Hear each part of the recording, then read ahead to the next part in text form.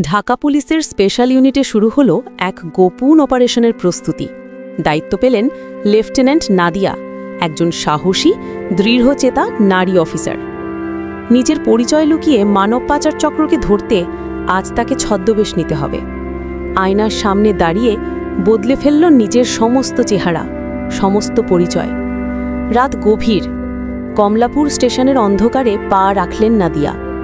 এখানেই লুকিয়ে আছে সেই শিকারীর দল, যারা মানুষকে টার্গেট করেন নিঃশব্দে। এক সন্দেহজনক মহিলা কাছে এলো, মিষ্টি হাসির আড়ালে লুকিয়ে তার উদ্দেশ্য। নাদিয়া জানেন এটাই মিশনের প্রথম দরজা। স্টেশন থেকে তাকে নিয়ে যাওয়া হলো পুরনো একটি বাড়িতে। বাইরে স্বাভাবিক, কিন্তু ভেতরে অপরাধের অন্ধকার আস্তানা। ঘরের কোণে বসে থাকা ৮ জন তরুণীর ভয়ে কাঁপা চোখ অনেক কিছু বলে দিচ্ছিল। নাদিয়ার বুকের ভেতর আগুন জ্বলে উঠল, এদের সে বাঁচিয়ে নেবেই। ২ জন মূল পাচারকারী সন্দেহের দৃষ্টিতে তাকিয়ে জেরা করতে থাকে। নাদিয়া অভিনয় করেন নিখুঁতভাবে, যেন সত্যিই কাজের খোঁজে আসা নিরীহ মেয়ে। তাকে আলাদা একটি ঘরে আটকে রাখা হলো।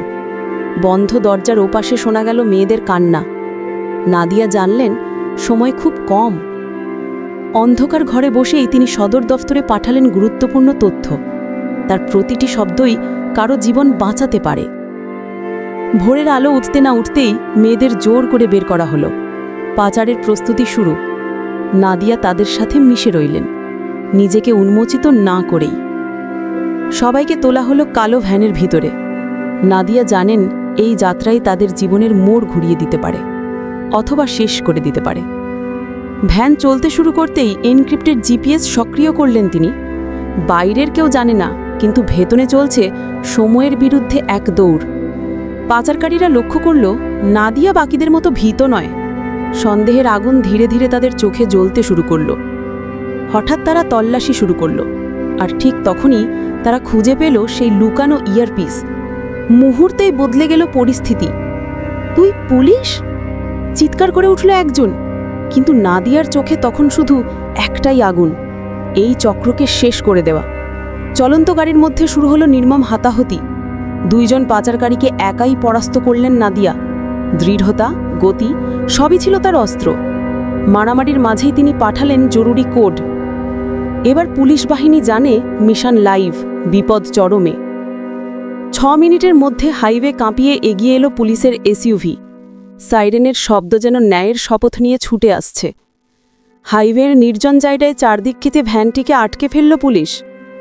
পালানোর পথ বন্ধ, এটাই ছিল নাদিয়ার চাওয়া। অস্ত্রধারী বাহিনী দ্রুত ভ্যান ঘিরে ফেলল। হাতকড়ায় আটকানো হলো মানব পাচারের মূল হোতাদের। ভেঙে পড়ল তাদের নোংরা সাম্রাজ্য। ভীত কাপা মেয়েদের হাতে হাত রাখলেন নাদিয়া। নিরাপত্তার উষ্ণতা তাদের চোখে অশ্রুর মতো ঝরে পড়ল। অফিসার নাদিয়া যখন সদর দফতরে ফিরলেন, নীরব কাজের জন্য গর্বের হাসি লুকোতে পারল না কেউই। সাহসিকতার স্বীকৃতি পেলেন তিনি, কিন্তু তার চোখে ছিল না অহংকার, ছিল শুধু দায়বদ্ধতার শান্ত প্রতিজ্ঞা।